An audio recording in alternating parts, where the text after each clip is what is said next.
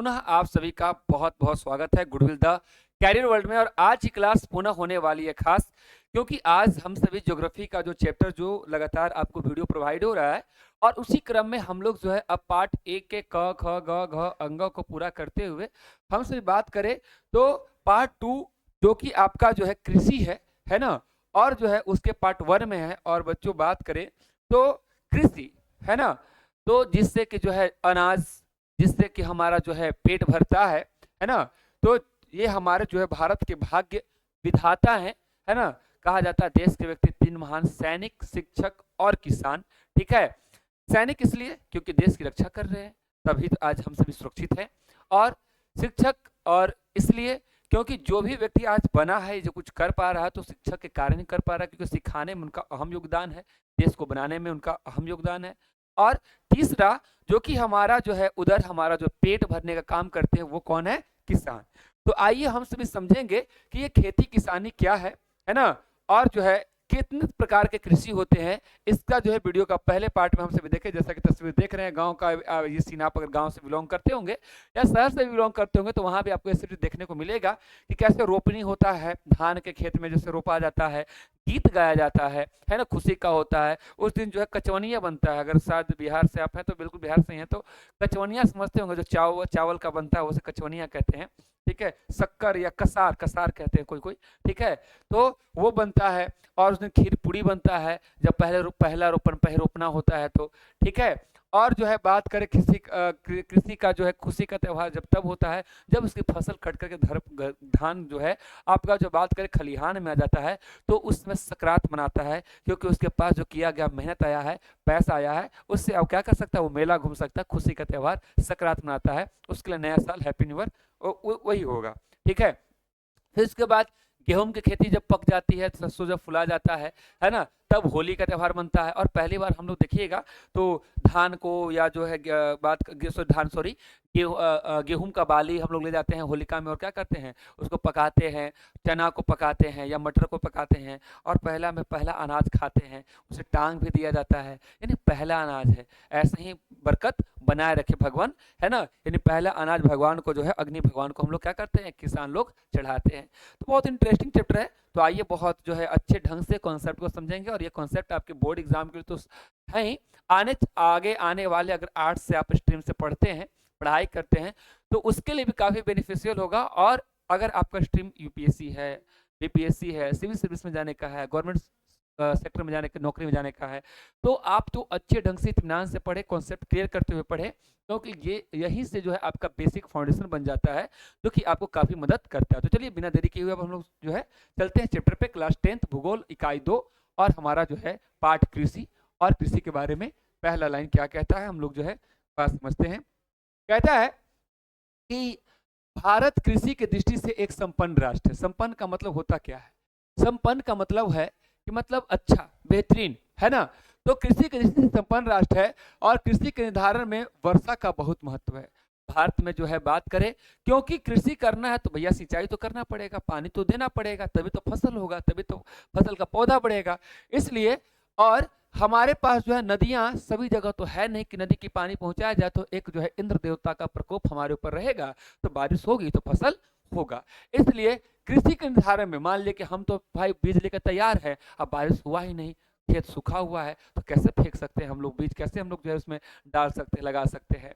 तो कृषि का निर्धारण में वर्षा का क्या है, बहुत महत्व है। और भारत के अधिकांश भागों में, ठीक है, वर्षा के वर्ष, ठीक है, 3-4 महीने का होता है। देखते हैं, जुलाई से अपना स्टार्ट होता है, जुलाई, अगस्त, सितंबर, ठीक है, अक्टूबर लास्ट। तो कहने का मतलब है जुलाई, अगस्त, सितंबर का जो महीना होता है वो बारिश का महीना होता है, उससे पहले जून में भी हल्का फुल्का होता है। तो ये 3 महीना होता है, 3 से 4 महीना, जुलाई, अगस्त, सितंबर, ठीक है, या जून से भी ले सकते हैं, मिड जून, ठीक है, मिड जून से मिड, ठीक है, जो है आपका सितंबर अक्टूबर तक, जहाँ सिंचाई की क्या होती है, सुविधा होती है ना। जहाँ सिंचाई की सुविधा होती है वहाँ साल में क्या होगा, 2 से अधिक फसल उगाई जाएगी।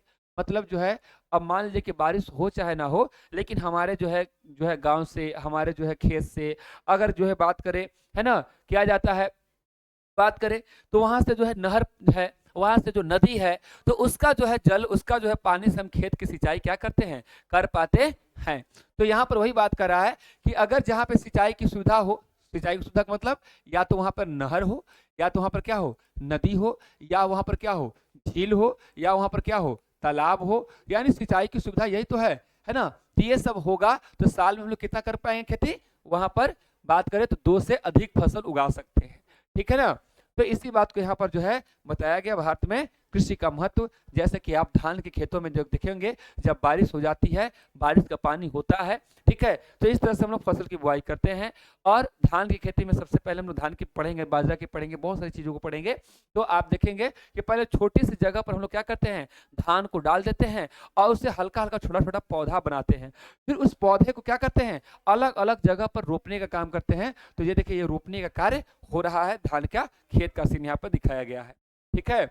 उगाना है ना मेरे देश की धरती, सोना उगले उगले हीरे मोती मेरे देश की धरती, है ना। बैलों के गले में जब घुंघरू जीवन का राग सुनाता है, गमकोश दूर हो जाता है ना, खुशियों के चमन मुस्काते हैं, है ना। तो ऐसे करके जो बहुत सारे देश के जो है कृषि को जो है डेडिकेटेड बहुत सारे जो है गीत जो है आप सुने होंगे। चलिए आइए हम लोग जो है आगे बढ़ते टॉपिक में। टॉपिक में क्या कहता है, टॉपिक में कहता है कि कृषि देश के आर्थिक जीवन को प्राण है। अब देखिए, बात करें तो हम लोग कोई भी चीज, जैसे कि मान लीजिए कि हम लोग जो है खा रहे हैं, ठीक है, बिस्किट खा रहे हैं। बिस्किट बना एक्चुअली किससे है, तो सर बिस्किट बना है सर मैदा से, आटा से बना है सर, ठीक है। मैदा आटा किससे बना है सर, गेहूं से बना है। गेहूं को उपजाता कौन है, कृषि। अगर खेती किसान, अगर किसान मान लीजिए कि जो है पहले उपजाता था मान लीजिए कि 100 kg, अब उसकी जो इस बार फसल खराब हो गई और उसने जो 20 kg उपजाया ही है, तो जो बिस्किट का दाम जो है बात करें अभी हम लोग 5 रुपये में खरीद पा रहे हैं, अब जो है वो खेती नहीं हो पाया है, गेहूं ही नहीं आया तो गेहूं का दाम बढ़ जाएगा, गेहूं का दाम बढ़ा तो आपका बिस्किट का भी दाम बढ़ जाएगा। तो बात करें तो हमारे जो है आर्थिक जीवन का क्या है, प्राण है ना। आज जो हम लोग जो भी टमाटर है, फल है, सब्जी है, या बात करें तो जो है हम लोग जो है अनाज है ना, या तिलहन है या दलहन है, जो चीज भी खाते हैं, ठीक है, इसी चीज का खरीद बिक्री तो चलता है ना। तो वही कहता है कि कृषि, है ना, अगर देश देश में कृषि नहीं है और सब चीज खरीद के अगर खाना पड़े, ठीक है, तो कितना मुश्किल हो जाएगा, ठीक है। तो आर्थिक जीवन का क्या है, प्राण है। इससे भारत में, है ना, इससे भारत में 2/3 लोगों का जीविका चलती है। इसका मतलब है कि यहाँ का 2/3 यानी लगभग बात करें, है ना, मतलब 3 लोग में से 2 लोग किसका काम कर रहा है, खेती का काम कर रहा है। किसका काम कर रहा है, खेती का काम कर रहा है। और खेती का काम करने के लिए पढ़े हैं अनपढ़ है कोई दिक्कत नहीं है। आपका परंपरा में जो है आपके दादाजी कर रहे थे, पिताजी कर रहे हैं, फिर आप करेंगे, फिर उसके बच्चे करेंगे। तो इस तरह से परंपरा में खेती चल रहा है। तो वही कह रहा है कि यहाँ पर जो है 2/3 लोगों की जो जीविका है, जो जीवन है, वो किससे चल रहा है, खेती से चल रहा है, ठीक है। उद्योगों के लिए कच्चे माल कृषि से ही प्राप्त होते हैं, जैसे कपास, सूती वस्त्र के लिए, गन्ना चीनी उद्योग के लिए, और जूट जो है ना, जूट आदि में। तो बात करें, जैसे कहने का मतलब हमें बताया ना कि अगर हमको बिस्किट बनाना है, लोगों को देना है, तो बिस्किट की फैक्ट्री कब चलेगी, जब गेहूं का सप्लाई होगा। अगर गेहूं का सप्लाई रोक देंगे तो आपका क्या बिस्कुट बनेगा, नहीं बनेगा। तो वही बात यहाँ पर कह रहा है कि अगर मान लीजिए कि हमको कपड़ा बनाना है, तो कपड़ा बनाने के लिए कच्चा माल क्या चाहिए, कपास चाहिए। कपास, और कपास से क्या होती है, खेती होती है। कपास से क्या होती है, खेती होती है। तो कृषि हमें क्या करता है, कच्चे माल, यानी उद्योग को क्या देता है, कच्चा माल। हमको बनानी है चीनी, तो चीनी बनाने के लिए हमको जो चीनी उद्योग को क्या चाहिए, गन्ना, क्योंकि जो है गन्ने के रस से तो चीनी बनती है, और गन्ना की क्या होगा, खेती होगा, कृषि होगा, ठीक है। वैसे जूट उद्योग, जूट का जो है रस्सी बनता है, तमाम तरह का चीज बनता है, तो यहाँ पर जो है जूट आदि भी होते हैं। बात करें तो भारत की राष्ट्रीय आय में कृषि का योगदान 24% है, ठीक है ना। यानी जितना रुपया कमाता, मान के भारत जो है 100 रुपया कमाया, उसमें से जो है 24 रुपया कहाँ से कमाया, वो खेती से, किसानी से कमाया, ठीक है। और कहाँ कहाँ से सर कमाता है, बहुत सा सेक्टर है, ठीक है, और वो सेवा के क्षेत्र से कमाता है, ठीक है, उद्योग के क्षेत्र से कमाता है, ठीक है। तो इसमें कृषि की तरफ से कितना % योगदान है, 24% योगदान है। और यहाँ की विशाल जनसंख्या के लिए भोजन कृषि से ही प्राप्त होता है, क्योंकि हमारी जनसंख्या जो है विश्व में 2011 के अनुसार दूसरी सबसे बड़ी जनसंख्या हम लोग है। तो इतने लोगों का पेट तभी भर पा रहा है जब हम लोग यहाँ पर क्या कर रहे हैं, खेती कर पा रहे हैं, ठीक है। तो विशाल जनसंख्या के लिए क्या कर रहा है, खेती भी कर रहा है। तो आइए अब जो है खेती कहाँ कहाँ होता है, कितने कितने जगहों में होता है, और बात करें तो खेती के लिए भूमि कैसा होना चाहिए और किस तरह का भूमि का होता है, तो हम लोग जो है भारत में कृषि भूमि का उपयोग पढ़ेंगे। मतलब भारत में जो है कृषि का भूमि का उपयोग किस तरह से होता है, इस बात को हम लोग समझेंगे। कहता है कृषि पर निर्भर लोगों के लिए भूमि अत्यंत ही जो है महत्वपूर्ण संसाधन है। संसाधन का मतलब क्या होता है, जो हमारे जरूरतों को पूरा करता है। पहला चैप्टर में लोग यही तो पढ़े थे, जो हमारी आवश्यकताओं को पूर्ति करते उसे क्या कहते हैं, संसाधन कहते हैं। तो कृषि पर निर्भर लोगों के लिए भूमि क्या है, बहुत ही महत्वपूर्ण संसाधन है, क्योंकि यह पूरी तरह से भूमि पर क्या है, निर्भर है। यानी जब भूमि होगा, जमीन होगा, तभी तो खेती करेंगे, हवा में थोड़ी खेती कर सकते हैं। ठीक है, तो यह कहाँ पर कहता है कि कृषि योग्य मतलब कृषि करने लायक भूमि को चार तरह से भूमि को शामिल किया जा सकता है, मतलब चार भाग में बांट सकते हैं। पहला क्या है, शुद्ध बोया गया क्षेत्र। दूसरा है चालू या प्रति भूमि, चालू प्रति भूमि, अन्य प्रति भूमि और कृषि योग्य व्यर्थ भूमि। तो हम लोग चार भागों में बांटते हैं। अगर आपसे प्रश्न आता है कि कृषि योग्य भूमि को कितने भागों में बांटा गया, आप आंसर कितना करोगे, चार भागों में से चार। ठीक है, कौन कौन, तो पहला शुद्ध बोया गया क्षेत्र, दूसरा चालू प्रति भूमि, तीसरा अन्य प्रति और तीसरा कृषि योग्य। चलिए पहले दो याद करते हैं, शुद्ध बोया गया क्षेत्र, शुद्ध बोया गया क्षेत्र। ठीक है, दूसरा क्या हो गया, चालू प्रति भूमि, दूसरा हो गया चालू प्रति भूमि, और उसके बाद जो चालू प्रति हटा फिर अन्य प्रति हो गया, क्या हो गया, अन्य प्रति, और चौथा हो गया कृषि योग्य व्यर्थ भूमि, कृषि योग्य व्यर्थ भूमि। ठीक है, अब हम थोड़ा सा समझने की कोशिश करते हैं। ठीक है, ये सब चीज को हम लोग जानेंगे। तो कहता है कि जनसंख्या, ठीक है, कि जनसंख्या वृद्धि के कारण, जनसंख्या क्या हो रहा है, वृद्धि हो रहा है, लोगों की संख्या बढ़ते जा रहा है। ठीक है, यानी मान लीजिए कि हमारे जो है दादाजी जो है 3 भाई थे, उनसे जो है बात करें, एक दादाजी के जो 2 बेटे हुए, तो सोचिए कि अगर मान लीजिए कि 2 3 हुआ, तो ऐसा करते उनकी संख्या कितनी बढ़ गई, 12-15 हो गया। अब 12-15 के और 12 बच्चे बढ़ेंगे, तो ऐसे क्या हो रहा है, जनसंख्या वृद्धि के कारण जो है कृषि योग्य भूमि पर क्या हो रहा है, दबाव बढ़ता जा रहा है। अब मान लीजिए कि 2 बीघा खेत था, है ना, और 2 बीघा खेत में पहले लोग कितने लोग खा रहे थे, 3 लोग खा रहे थे, है ना, तीनों की शादी हुई, 3 लोग और हो गए, 6 लोग खा रहे थे, कोई बात नहीं है। अब उनके बच्चे हुए, सबके जो है मान लो टोटल बच्चे मान कर जो है 6 बच्चे हो गए या 8 बच्चे हो गए, अब टोटल लोग कितने हो गए, 14 लोग, उनका भी शादी हुआ। ठीक है, करते करते 20 लोग हो गया। भाई खेत तो नहीं बढ़ा मगर लोग क्या हो गए, बढ़ गए। तो इस तरह से हम कह सकते हैं कि जनसंख्या वृद्धि के कारण कृषि योग्य भूमि पर क्या हो रहा है, दबाव बढ़ता जा रहा है, जिससे कृषि योग्य भूमि क्या होता जा रहा है, कम होते जा रहा है। ऐसी परिस्थिति में, है ना, कृषि उत्पादन में 2 ही रूप में बढ़ाया जा सकता है। कहने का मतलब ये कह रहा है कि यहाँ पर कि आप जो बात करें कृषि योग्य जो है भूमि जो है कम होने का, तो क्या है कि इतने लोग तो खेती के लिए चाहिए ही जमीन, घर भी बनाने के लिए चाहिए, घर भी तो रहने के लिए घर भी चाहिए, रोड भी चाहिए। पहले जो है तो उतने में काम चल जाता था, अब जो है रोड पे रोड बनाना पड़ेगा। ठीक है, तो ये सब में भी क्या हो रहा है, कृषि और जमीन ही चल जा रहा है। ठीक है, तो यहाँ पर जो इसी बात को जो है क्या किया जा रहा है, समझाया जा रहा है। तो पहला जो है हम लोग क्वेश्चन आपसे पूछ सकता है कि जनसंख्या जो है कृषि योग्य भूमि पर दबाव बढ़ रहा है, तो इसके लिए हम क्या कर सकते हैं, क्या उपाय है। तो कह रहा है कि 2 तरह से बढ़ा सकते हैं। पहला, प्रति हेक्टेयर उपज में वृद्धि, यानी जितना जमीन है उतना ही जमीन में, पहले मान लें कि हमारा पास 2 बीघा जमीन था, एग्जाम्पल लेते हैं 2 बीघा जमीन था।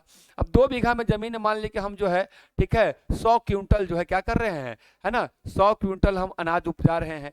तो अब ऐसा बीज का उत्पादन करें, ऐसा बीज लाए कि इससे क्या हो जाए, 150 क्विंटल हो जाए, 200 क्विंटल हो जाए। यानी उतना ही जमीन में जहां पर हमारा फसल में जो होता था, माने एक फसल का अथी निकलता था, 3 4 5 निकल जाए बाली, ठीक है, और या फसल मेरा खराब हो जाता था, वो फसल खराब ना हो, तो हम क्या करें, प्रति हेक्टेयर उपज में क्या कर दें, वृद्धि कर दें।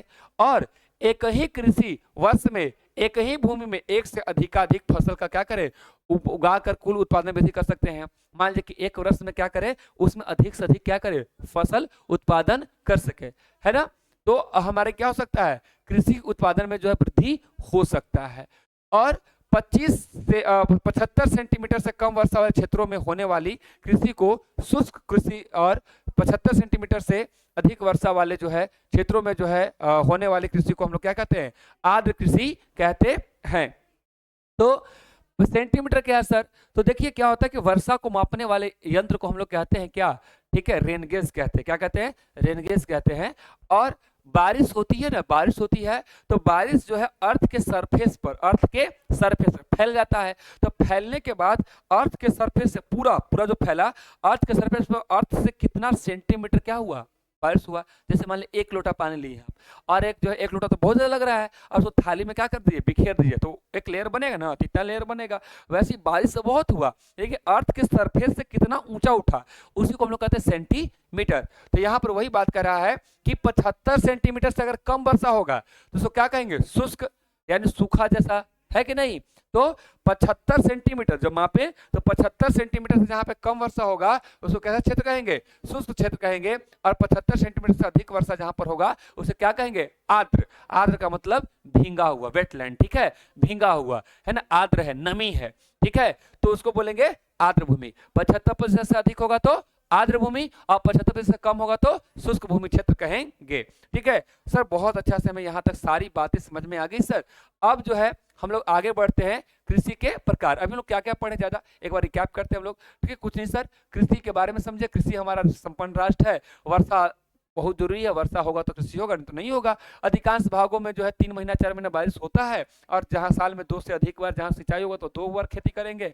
और भैया हमारे जो है विकसित कृषि प्रणाली को हम लोग जो है वर्षा की सहायता से विकसित कृषि प्रणाली को शुष्क कृषि कहते हैं। एक लाइन छूट गया था, इसको भी हम समझा ही देते हैं, ठीक है। कहता है कि वर्षा की सहायता से विकसित कृषि प्रणाली को शुष्क कृषि कहते हैं। मतलब शुष्क कृषि का मतलब जो है, बात करें कि बारिश हो रहा है तब हमारी खेती हो रही है, और बारिश नहीं हो रहा है तो नहीं हो रही है, तो इसी को हम लोग क्या बोलेंगे, है ना, शुष्क कृषि, ठीक है। हम लोग डिपेंडेंट है किसके ऊपर, वर्षा के ऊपर, ठीक है।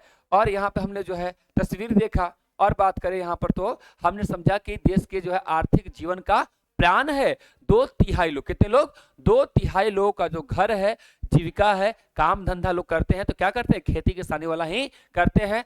कच्चे माल की प्राप्ति जो होती है, ठीक है, कृषि से ही मिलता है, और राष्ट्रीय आय में योगदान कितना परसेंट, 24% है। और विशाल जनसंख्या का जो है भोजन कहाँ से प्राप्त होता है, कृषि से मिलता है। और हम लोग ने जो है बात करें कृषि में, कृषि भूमि उपयोग के हिसाब से हम लोग जो है 3-4 भागों में बांटे हैं, ठीक है। शुद्ध बोया गया क्षेत्र, चालू या प्रति भूमि, और अन्य प्रति भूमि, ठीक है, और कृषि योग्य भूमि। इस तीनों को हम समझाए नहीं थे, चलिए इसको हम समझा दे रहे हैं, ठीक है, छूट गया था।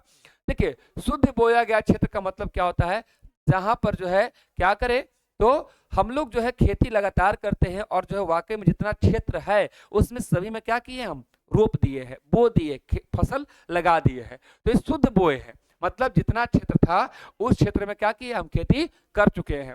चालू प्रति भूमि का मतलब जहां पर हम लोग खेती लगातार करते आ रहे हैं, कुछ में बोए हैं, कुछ में रहने दिए हैं। अन्य प्रति भूमि का मतलब क्या होता है, प्रति, प्रति का मतलब होता है खाली, प्रति का मतलब क्या होता है, खाली, ठीक है।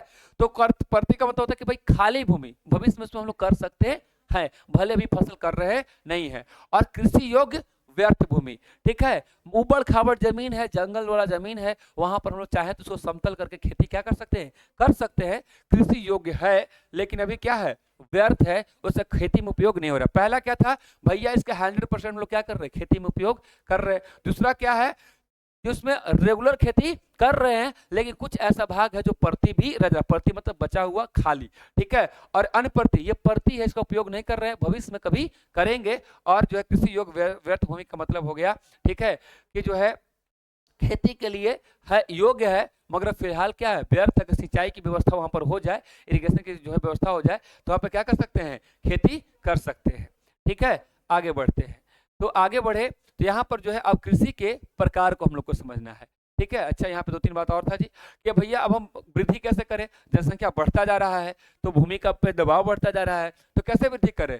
तो कह रहा है कि ऐसे उत्पादन में हम लोग क्या कर सकते हैं, प्रति हेक्टर उपज में वृद्धि करते हैं, जमीन तो उतना ही रखें, उसमें फसल अधिक उपज जाए, और एक वर्ष में सोचे कि उससे से अधिक फसल को उत्पादन कर दे। और हम लोग 2 बात देखे थे, शुष्क कृषि भूमि, शुष्क भूमि कृषि, कि जहां पर 75 सेंटीमीटर से कम होगा उसको शुष्क भूमि कृषि कहेंगे, और 75 सेंटीमीटर से अधिक होगा उसे आर्द्र कृषि भूमि कहेंगे। आइए कृषि के प्रकार, 3 प्रकार के कृषि को हम लोग जो है समझते हैं।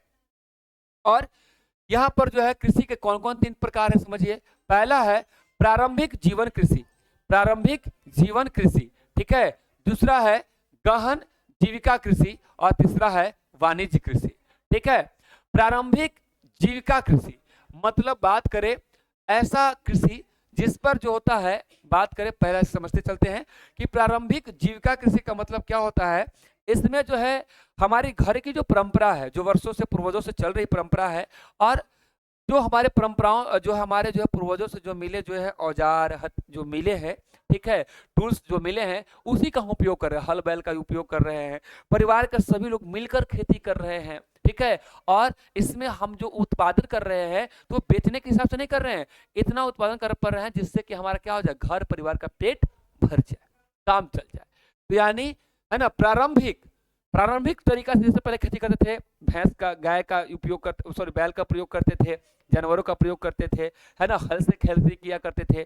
तो उस तरह का ही प्रारंभिक जीविका मतलब जीवन को चलाने के लिए जो कृषि कर रहे हैं, ठीक है, पूरे परिवार मिलकर, उसी को बोलेंगे प्रारंभिक जीविका कृषि। गहन जीविका कृषि कि भैया हमारे परिवार से अब जो है ज्यादा है, यानी जो है अपनी खेती तो कर ही रहे हैं लेकिन हम और अधिक उत्पादन कर सके, मतलब चावल जो है हमारे घर परिवार के लिए बच जाए, और हम मजदूर को लगा दिए और ज्यादा हम क्या कर रहे हैं, खेती कर रहे हैं। तो वैसी स्थिति में बात करें तो उसको हम लोग क्या करेंगे, गहन जीविका कृषि। एक्चुअली हम जो काम कर रहे हैं उससे भी मेरा जीवन ही चल रहा है, और इसमें क्या कर रहे हैं, थोड़ा बड़े स्तर पे कर रहे हैं। तो गहन जीवन कृषि, इसमें जो थोड़ा सा जो है उपज इसमें क्या होगा, ज्यादा होगा, इसमें थोड़ा सा टूल्स को क्या करेंगे, इंक्लूड करेंगे, मतलब कुछ जो भी टूल्स होंगे उनको करेंगे, है ना।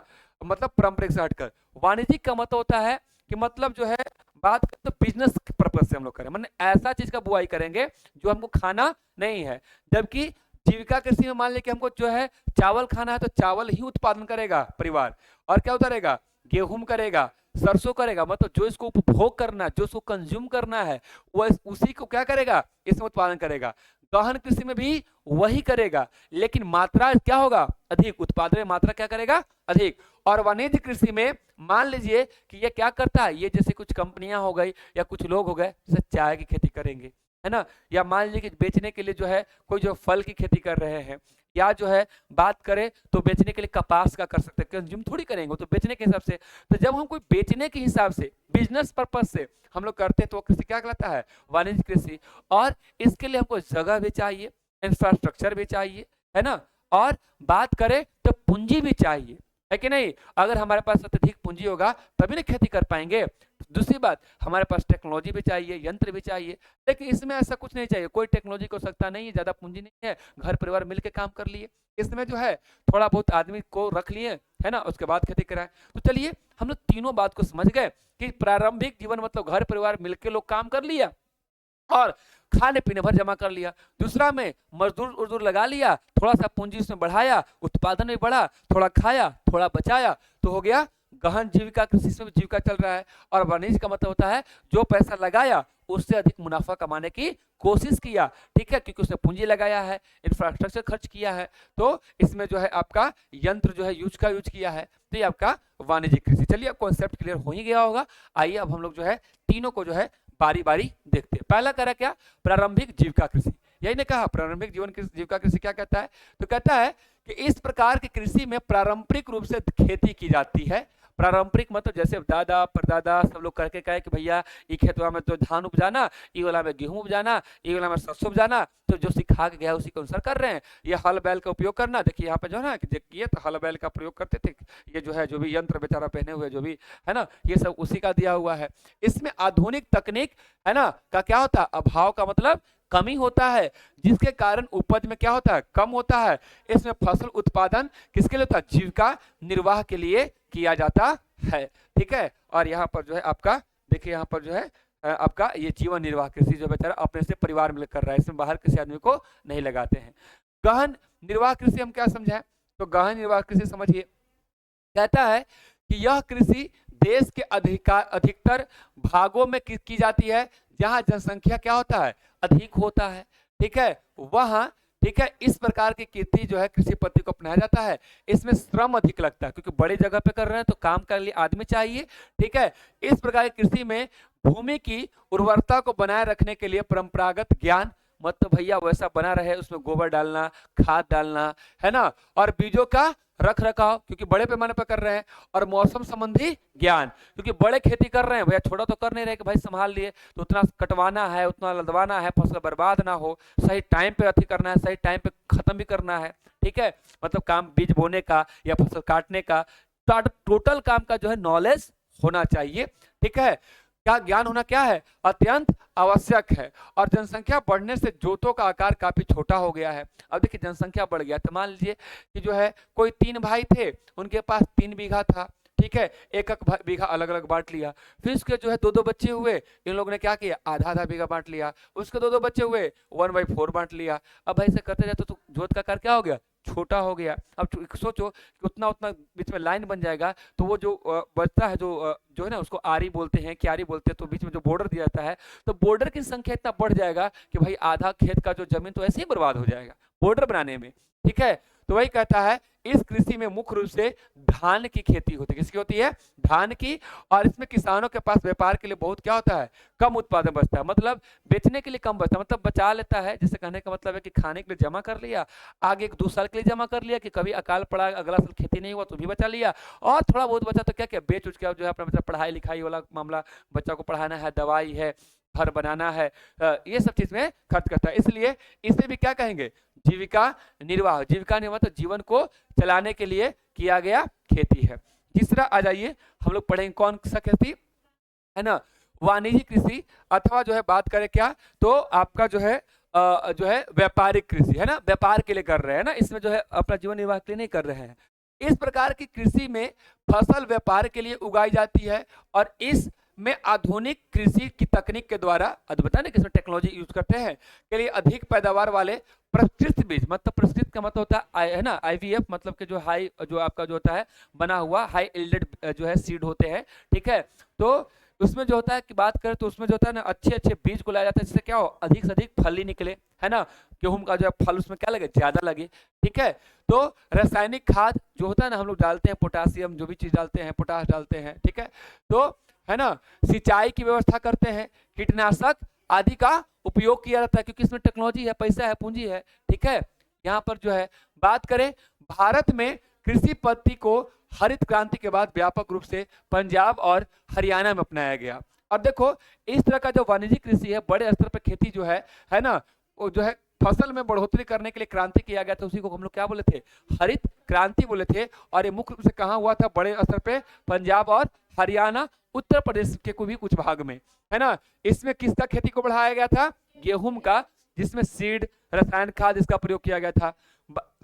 बासमती चावल भी पंजाब और कहाँ, हरियाणा में उगाई जाती है। इसके अलावा चाय, कॉफी, रबड़, गन्ना, केला भी क्या कहता है, उगाया जाता है। तो ये सारे के सारे जो है क्या है, बेचने के हिसाब से, बिजनेस के हिसाब से क्या कहता है, उगाया जाता है। इसे कहते हैं वाणिज्यिक कृषि, ठीक है।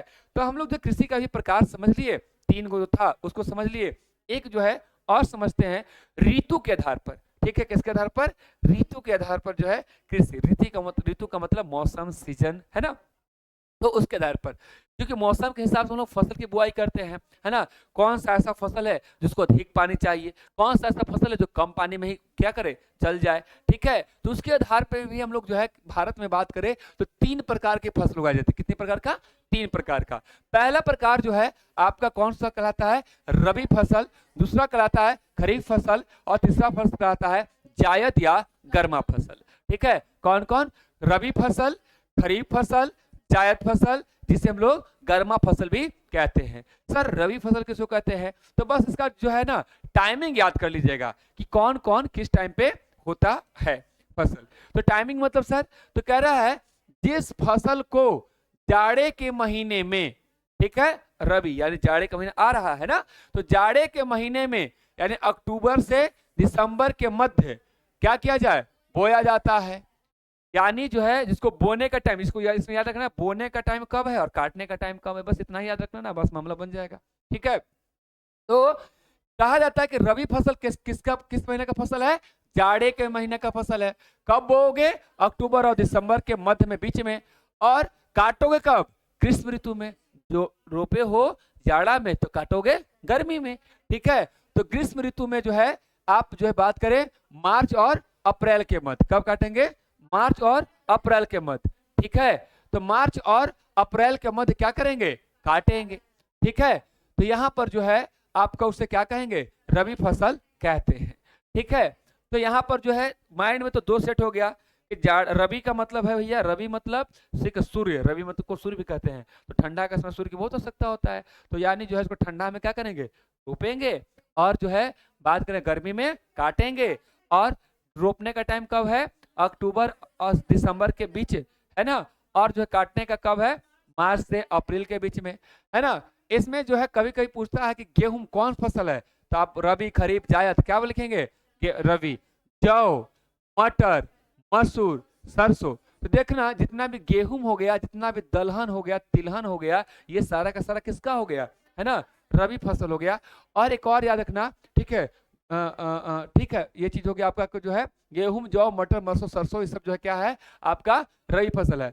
और हरित क्रांति के फलस्वरूप, ठीक है, इस फसल का क्या हुआ? उत्पादन में बहुत अधिक वृद्धि हुई। ठीक है, क्या हुई? बहुत अधिक जो है वृद्धि हुई थी। ठीक है, किसमें? हरित क्रांति में। किसका? गेहूं का। तो आपका रबी फसल का क्या हुआ था?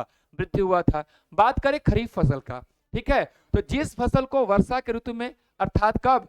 जून और जुलाई में क्या किया जाता है? बोया जाता है। और काटा कब जाएगा? यानी जो है सितंबर अक्टूबर में काट लिया जाता है। ठीक है, उसे क्या कहेंगे? खरीफ फसल। ठीक है, तो भैया इसको रोपेंगे कब? वर्षा ऋतु में, है ना। और काटेंगे जब जो है ठंडा स्टार्ट होगा तब काट लेंगे। ठीक है, क्योंकि एक को काटेंगे तब तो दूसरे को लगाएंगे। अब हमको जो यहाँ पर कुछ और रोपना था, रबी फसल। ठीक है, तो पहले खरीफ जो है मामला किए, तो कहा वर्षा, यानी जून जुलाई में हम लोग खरीफ को रोपते हैं और जो है सितंबर अक्टूबर में क्या करते हैं? काट लेते हैं, क्योंकि अक्टूबर से दिसंबर के बीच क्या जो अधिक करना है? रबी फसल करना है। ठीक है, इसमें जो है कौन कौन आ गया? मकई हो गया, ज्वार हो गया, बाजरा हो गया, ठीक है, अरहर हो गया, मूंग हो गया, उड़द हो गया, कपास हो गया, जूट हो गया, ठीक है, और धान भी हो गया। ठीक है, धान छूट गया है, तो धान की जो खेती है, चावल की खेती होती है, वो भी हो गया। ठीक है, तो आपका क्या हो गया?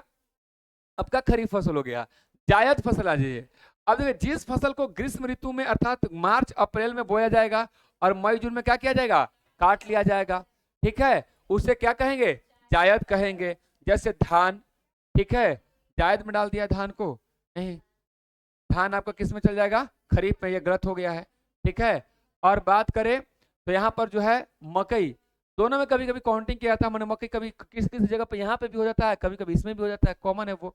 सब्जियां, एक्चुअली जायद का मतलब याद रखिएगा सब्जियां। क्या याद रखिएगा? सब्जियां याद रखिएगा, कि जितना भी सब्जी होता है, जितना भी होता है, तरबूजा, खरबूजा, खीरा, ककड़ी, है ना, लालमी, ये सब जितना भी चीज होता है जो पानी वाला होता है वो गर्मी में होता है। ठीक है ना, तो ये जायद जो होता है। ठीक है, आपका देखिए यहाँ पर जो बात करें तो यहाँ पर इस फसल में मुख्य रूप से क्या होता है?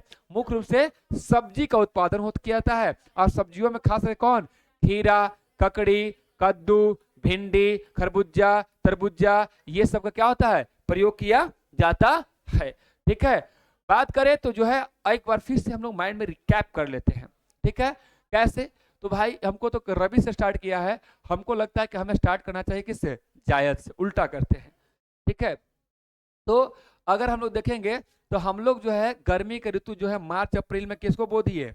मार्च अप्रैल में जो है बात करें जायद को रोप दिए। और काट कब लिए? मई जून में। कब काट लिए? तो मई जून में काट लिए। जायद में समझ लिए, पहले सब्जी की खेती कर लिए। पहले करेंगे सब्जी की खेती, फिर करेंगे धान की खेती, और फिर कहेंगे दाल और गेहूं की खेती। ठीक है, पहले कौन सी करेंगे? सब्जी। पहले सब्जी बना लिए, उसके बाद फिर किसका क्या बनाएंगे? जो है चावल बना लिए, धान बना लिए, और उसके बाद फिर क्या बनाएंगे हम लोग? ठीक है, दाल उल जो है बनाना होगा, या जो है तेल उल से संबंधित वाला मामला, है ना, रोटी वोटी बनाने वाला मामला जो आपको करेंगे। कैसे सर? तो बात करें मार्च और अप्रैल में रोप दो जायद को, सब्जी को। मार्च अप्रैल में रोप दो सब्जी को, और काट लो मई जून में। मई जून में कट गया। अब जून जुलाई में रोप दो किसको? खरीफ को, और काट लो कब? सितंबर अक्टूबर में। और रबी को बात करें तो जो है सितंबर जो है अक्टूबर नवंबर में लगा दो। अब फिर जो है भैया बात करें क्या? मार्च अप्रैल में काट लो। काहे कि क्या लगाना है? जायद लगाना है। क्या लगाना है? जायद। तो इस तरह से जो है रबी, खरीफ और जायद का भी कॉन्सेप्ट हमने अच्छे ढंग से समझा दिया। ठीक है, तो आज की क्लास में हमने जो है बात करें तो ये हमारा वीडियो का पार्ट 1 था। और इसका जो आगे भी जो है टॉपिक्स हैं, चावल और तमाम तरह की चीज को पढ़ेंगे कि कहाँ कहाँ क्या क्या किया जाता है। तो इस वीडियो में इतना ही। आपको अगर वीडियो पसंद आ रही हो तो आप जो है अपने दोस्तों से भी अवश्य शेयर करें। और कुछ रिलेटेड वीडियो चाहिए, कैसा लगा वीडियो, कमेंट्स में बताएं। मिलते हैं नेक्स्ट वीडियो में। Thank you very much.